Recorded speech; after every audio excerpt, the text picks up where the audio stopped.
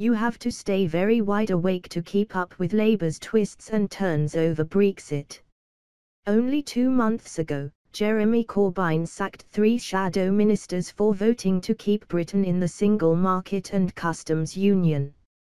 Yet now remaining in both appears to be official party policy. Or maybe not. Adding a new layer of confusion, Mr. Corbyn's Brexit spokesman Sir Keir Starmer wrote this weekend, in the name of clarity, that Labour is now committed to keeping Britain in the single market and the customs union for at least a few years after our EU withdrawal, and perhaps indefinitely thereafter. So much for Shadow Chancellor John McDonnell's declaration in June. Let's be clear. We are Democrats.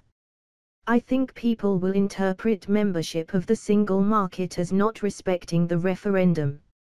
So much, too, for Mr. Corbyn's assertion only last month, the single market is a concept that requires membership of the EU. He also hinted he would rule out staying in the customs union, as this would mean remaining an EU member in all but name.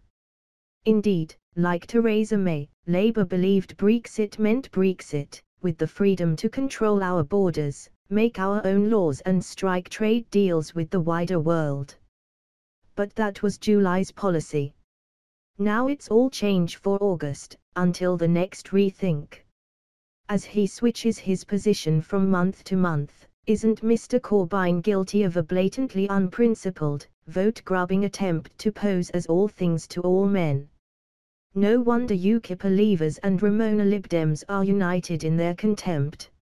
Meanwhile in the real world, where livelihoods matter more than posturing, German and British business groups have joined in calling on EU negotiators to drop their preoccupation with side issues. They say it's high time to get down to the vital matter of thrashing out a trade deal, on which jobs throughout Europe depend. Is anyone in Brussels listening?